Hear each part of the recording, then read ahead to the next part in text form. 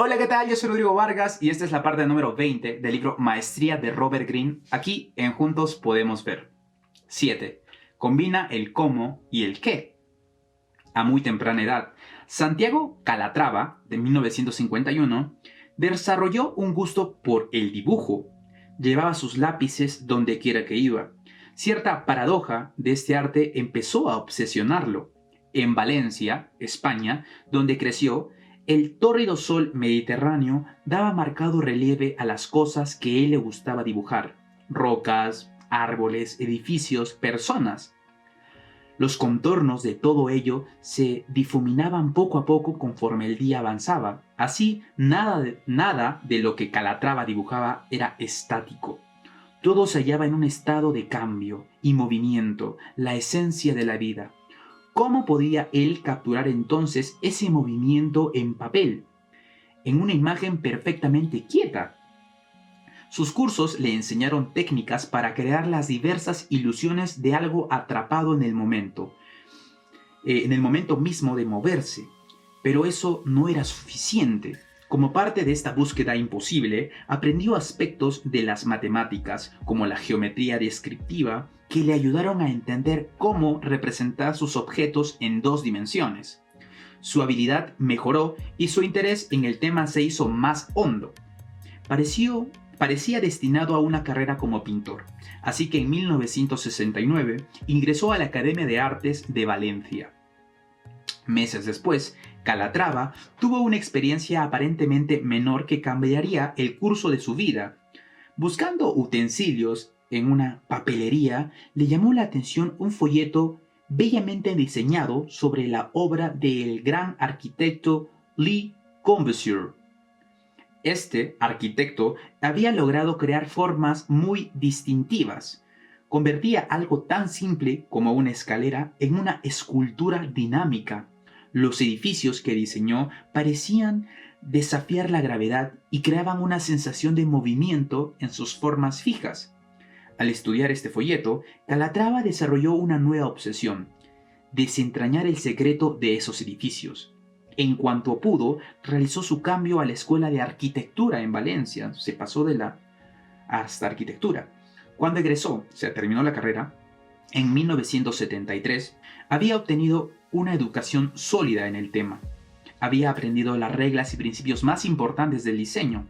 Estaba más que capacitado para ocupar un lugar en un despacho de arquitectos y ascender. Sin embargo, sentía en sus conocimientos que faltaba algo básico. Al considerar las grandes obras arquitectónicas que más admiraba, por ejemplo, el Panteón Romano, los edificios de Gaudí de Barcelona o los puentes diseñados por Robert Milan en Suiza, no podía dar con ninguna idea sólida sobre su construcción propiamente dicha. Sabía más que suficiente de su forma, su estética y su funcionamiento como edificaciones públicas, pero nada sobre qué las mantenía en pie, cómo embonaban sus piezas, de qué manera los edificios de Le Corbusier lograban dar esa impresión de movimiento y dinamismo. Era como saber dibujar un ave hermosa, pero sin entender cómo volaba. A lo Dalí, me parece. No, perdón, a lo Picasso, mejor dicho. Tal como le había ocurrido con el dibujo, quería ir más allá de la superficie, el elemento del diseño, y tocar la realidad. Sentía que el mundo cambiaba, podía olerlo. Los adelantos en tecnología y materiales ofrecían posibilidades revolucionarias para un nuevo tipo de arquitectura, pero para poder explotar eso de verdad, tenía que aprender algo de ingeniería. Pensando en ello, tomó una decisión premonitoria. Sí, volver a empezar inscribiéndose en el Instituto Federal de Tecnología de Zúrich, Suiza, para obtener un título en ingeniería civil. Sería un proceso arduo, pero aprendería a pensar y dibujar como ingeniero. Saber cómo estaban hechos los edificios lo liberaría y le daría ideas acerca de cómo rebasar poco a poco los límites de lo que era posible hacer.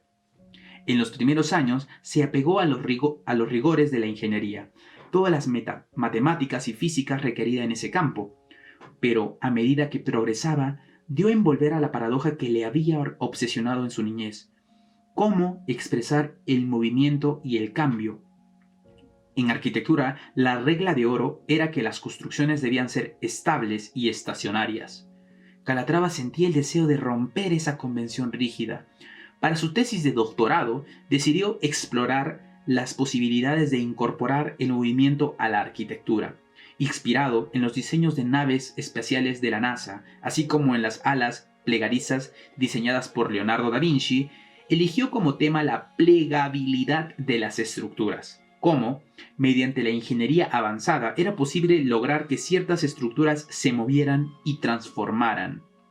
Al terminar su tesis en 1981, se integró por fin al mundo del trabajo, tras 14 años de aprendizaje universitario en arte, arquitectura e ingeniería.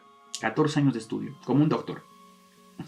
En los años siguientes, haría experimentos diseñando nuevos tipos de puertas, ventanas, techos abatibles que se movían y abrían de manera novedosa, alterando la forma del edificio. Luego diseñó un puente levadizo en Buenos Aires que se tendía hacia afuera, no hacia arriba. En 1996 llegó más lejos todavía con su diseño y construcción del anexo de Milwaukee Arts Museum. Esta edición constaba de un largo vestíbulo de vidrio y acero con techo de 24 metros cubierto en el tejado por una enorme pantalla solar móvil. La pantalla tenía dos paneles acanalados que se abrían y cerraban como alas de una gaviota gigante, poniendo así el edificio en movimiento y dando la sensación de un macizo que pudiera echar a volar cualquier momento. ¡Wow! ¡Qué hermoso! Los seres humanos vivimos en dos mundos. Primero está el mundo externo de las apariencias, de todas las formas que cautivan nuestro ojo. Pero oculto a nuestra vista está otro mundo, el de cómo funcionan en realidad esas formas, su anatomía o composición, las partes que, colaborando entre sí, componen el todo. Este segmento mundo, no es tan inmediatamente cautivador, sino más difícil de entender. No es algo perceptible a la vista, sino solo a la mente capaz de vislumbrar la realidad. Pero una vez que lo comprendemos, este cómo de las cosas es igualmente poético.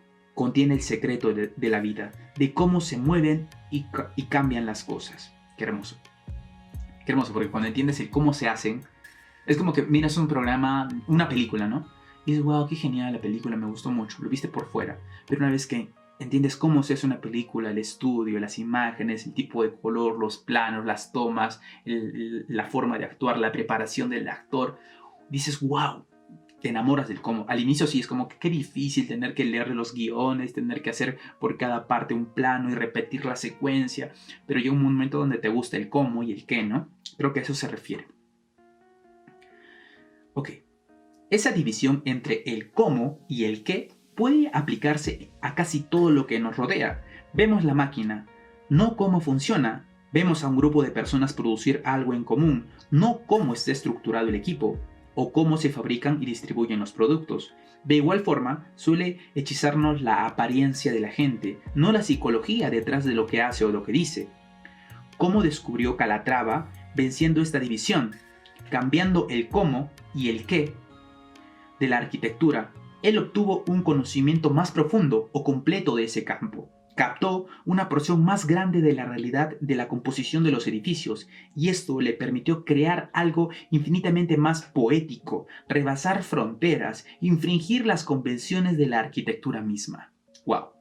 Entiende, por último, vivimos en un mundo en el que impera una triste separación, iniciada hace 500 años, cuando el arte y la ciencia se dividieron. Científicos y técnicos viven en su propio mundo, concentrados en el cómo de las cosas. Otros viven en el mundo de las apariencias, usando las cosas pero sin saber cómo funciona.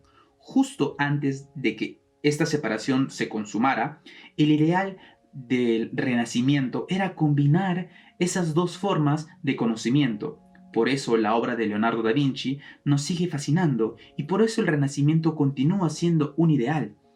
Este conocimiento más completo es de hecho la tendencia del futuro, en especial ahora que disponemos de tanta información.